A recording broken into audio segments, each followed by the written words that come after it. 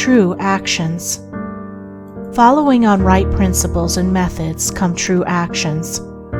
One who is striving to grasp true principles and work with sound methods will soon come to perceive that details of conduct cannot be overlooked, that, indeed, those details are fundamentally distinctive or creative, according to their nature, and are of deep significance and comprehensive importance, and this perception and knowledge of the nature and power of passing actions will gradually open and grow within him as an added vision, a new revelation.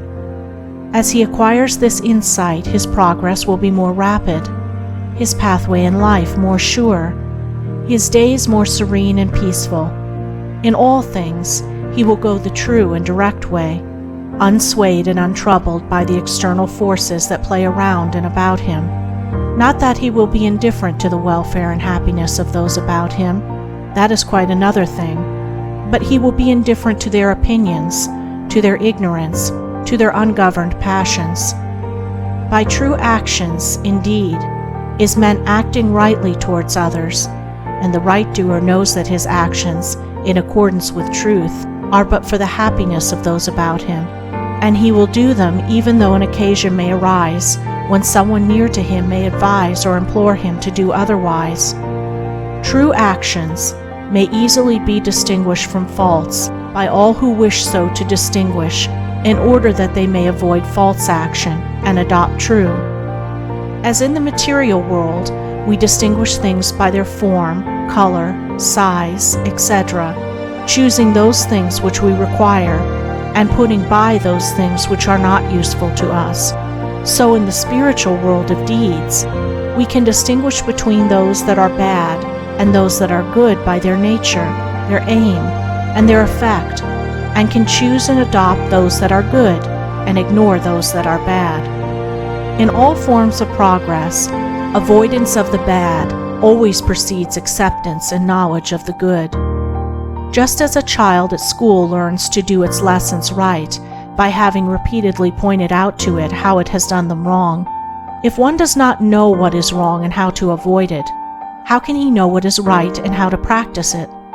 Bad or untrue, actions are those that spring from a consideration of one's own happiness only, and ignore the happiness of others, that arise in violent disturbances of the mind and unlawful desires, or that call for concealment in order to avoid undesirable complications.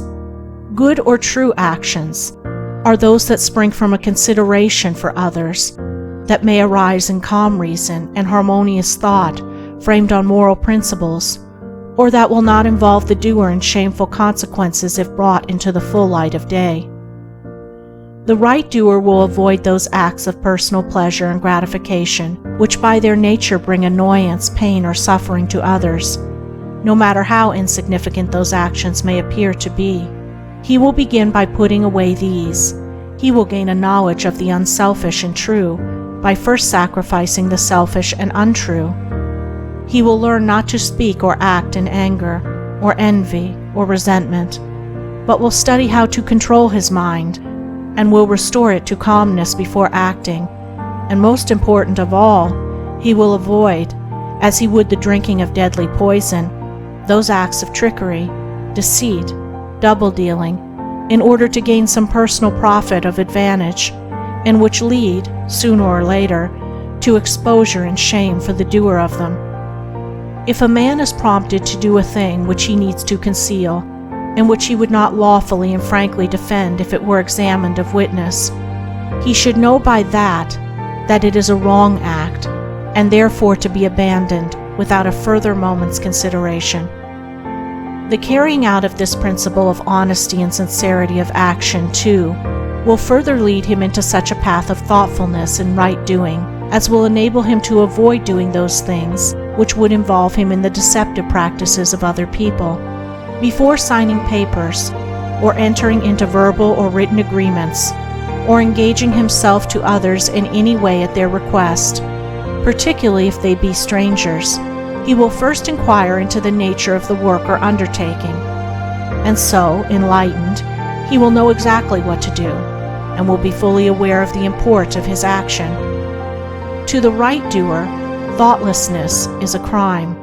Thousands of actions done with good intent lead to disastrous consequences because they are acts of thoughtlessness. And it is well said that the way to hell is paved with good intentions. The man of true action is, above all things, thoughtful. Be ye therefore wise as serpents and harmless as doves.